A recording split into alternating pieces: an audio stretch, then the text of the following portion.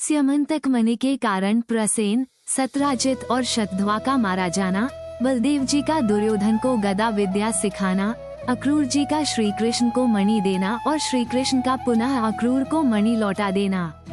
श्री कृष्ण ने सत्राजित को जो मणियों में रत्न स्वरूप स्यमंतक मणि लौटाकर दी, मणि सुवर्ण देती थी। अक्रूर जी यादव वंश के एक महान भक्त, बुद्धिमान मंत्री और श्री कृष्ण के मामा कुंवर वसुदेव के बड़े भाई थे। वे श्री कृष्ण के परम भक्त थे और राजा कंस के दरबार में एक प्रमुख सलाहकार थे। अक्रूर स्यमंतक मणि शतध्वा के द्वारा चुरवाना चाहने लगे। एक दिन मौका पाकर महाबली शतधनवा ने रात्रि में को मारकर वो मणि लाकर अक्रूर जी को दे दी।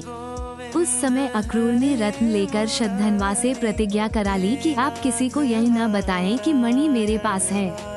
जब श्री कृष्ण श्वशुर के वध से क्रोध में भरकर आपके पीछे पड़ेंगे, तब हम भी आपके साथ में खड़े होकर लड़ेंगे।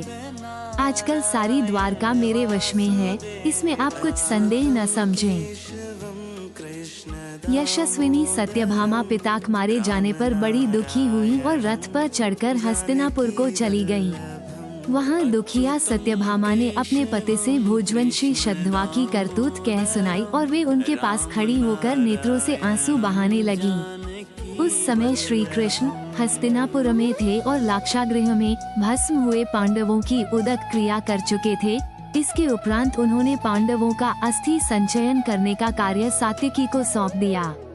तदनंतर श्री कृष्णचंद्र ने तुरंत ही द्वारकापुरी में आकर अपने बड़े भाई हलधर से यह बात कही।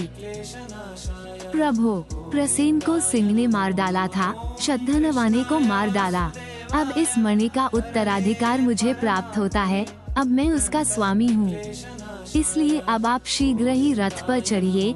महाबली भोज वंशी शतधनवा को मारने के बाद वो स्यमंतक मणि निसंदेह हमारी होगी। तदनंतर भोजवंशी शतधनवा और श्री कृष्ण में घमासान युद्ध आरंभ हुआ। उस समय शतधनवा सब दिशाओं में अक्रूर को देखने लगा। शतधनवा और श्री कृष्ण को क्रोध में भरा हुआ देखकर अक्रूर समर्थ होने पर भी शतता के कारण हृदय के पुत्र शतध्वा की सहायता करने नहीं गए। तब तो भय से घबराया हुआ शतधनवा भागने का विचार करने लगा और वो घोड़ी पर चढ़कर 400 कोस से अधिक दूर निकल गया। शतधनवा ने जिस घोड़ी पर चढ़कर श्री कृष्ण के साथ युद्ध किया था, उस घोड़ी का नाम हृदया था और वो 400 कोस का धावा मारने वाली के रूप में प्रसिद्ध थी। घोड़ी वेग से चलने के कारण 400 कोस का मार्ग तय करने के बाद थकने लगी। इधर शतधनवा ने श्री कृष्ण के रथ को बढ़ते देखकर घोड़ी को छोड़ दिया और वो पैदल भागने लगा। तदनंतर उस घोड़ी ने श्रम और खेद के कारण अपने प्राणों को छोड़ दिया। उस समय श्री कृष्ण ने बलदेव जी से कहा, महाबाहो, घोड़े थक गए हैं, अतः आप यहीं ठहरिए। मैं पैदल ही जाकर मणियों में रत्न स्वरूप स्यमंतक मणिक छीन लाऊंगा। अस्त्र विद्या के पारगामी श्री कृष्ण ने पैदल ही जाकर शतध्वा को मिथिला नगरी के समीप मार डाला। महाबली भोजवंशी शतध्वा को मारने पर भी श्री कृष्ण को स्यमंतक मणि न मिली। श्री कृष्ण के वापस आने पर बलदेव जी ने उनसे कहा कि वो मणि रत्न दीजिए। तब श्री कृष्ण ने कहा, मणि तो वहाँ नहीं मिली।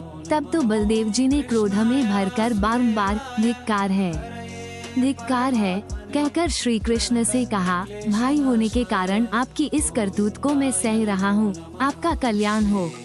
मैं चलता हूँ। अब मुझे द्वारका से, आपसे और वृष्णिवंशियों से भी कोई काम नहीं है। तदनंतर शत्रुमर्दन बलदेव जी मिथिलापुरी में चले गए। वहाँ मिथिला नरेश ने बहुत से पदार्थों की भेंट देकर बलदेव जी का स्वागत किया। इसी समय बुद्धिमानों में श्रेष्ठ बभू वंशी अक्रूर जी भी अनेक प्रकार के बहुत से यज्ञों को धड़ल्ले के साथ करने लगे। धर्मात्मा अक्रूर ने 60 वर्षों तक यज्ञों में अनेक प्रकार के द्रव्य और उत्तम रत्न दक्षिणा रूप में दिए। उन महात्मा के किए हुए वे सब यज्ञ अक्रूर यज्ञों के नाम से प्रसिद्ध हैं। उनमें बहुत सा अन्न और बहुत सी दक्षिणाएं दी गईं तथा उन सभी यज्ञों में ऋत्विजों की सब प्रकार की कामनाएं पूर्ण की गईं। इसी समय शक्तिशाली राजा दुर्योधन ने मिथिलापुरी में जाकर बलदेव जी से दिव्य गदा विद्या की शिक्षा ग्रहण की। तदनंतर वृष्णि और अंधकवंशी महारथी तथा महात्मा श्री कृष्ण बलराम जी को प्रसन्न करके द्वारका में ही बुला लाए। रात्रि में सोए हुए महाबली सत्राजित और उनके बंधुओं को शतध्वा के द्वारा मरवाकर अक्रूर अपने कुटुंबी कतिपय अंधकवंशियों को साथ लेकर भाग गए थे। अक्रूर के चले जाने पर इंद्रदेव ने वर्षा करना बंद कर दिया। जब अनावृष्टि होने से राज्य के मनुष्य प्रायः दुर्बल होने लगे, तब कुकुर और अंधकवंशियों ने अक्रूर को अनुनय विनय करके द्वारका लौटने के लिए राजी कर लिया।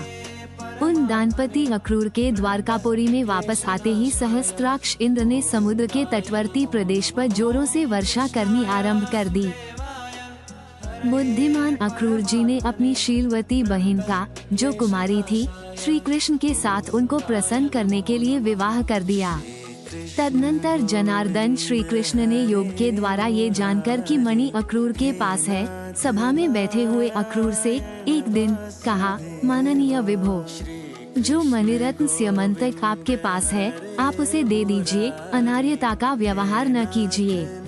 निष्पाप अक्रूर जी, 60 वर्ष पहले मणि के कारण से जो रोष मुझे चढ़ा था, वही रोष बहुत समय बीतने पर भी मुझे फिर बार बार आ रहा है, अतः उस मणिक मुझे दे दीजिए। इस प्रकार श्री कृष्ण के कहने पर अक्रूर जी ने संपूर्ण सात्वतों की सभा में वो मणि श्री कृष्ण को अर्पण कर दी। अक्रूर जी के हाथ से सरलता पूर्वक मणि पा जाने पर श्री कृष्ण ने मन में प्रसन्न होकर वो मणि फिर अक्रूर जी को दे दी। तब श्री कृष्ण के हाथ से मिली हुई मणिरत्न स्यमंतक मणिक गले में बांधकर गादिनी पुत्र अक्रूर सूर्य के समान सुशोभित हुए। इस प्रकार जो मनुष्य पवित्र होकर इस कथा को सुनता है, उसको फल रूप में संपूर्ण सुख प्राप्त होते हैं। उसकी कीर्ति ब्रह्मलोक तक पहुंचती है। श्री हरिवंश पुराण हरिवंश पर्व अध्याय 39। श्री कृष्ण गोविंद हरे मुरारी, हे नाथ नारायण वासुदेवा। श्री कृष्ण गोविंद हरे मुरारी, हे नाथ नारायण वासुदेवा।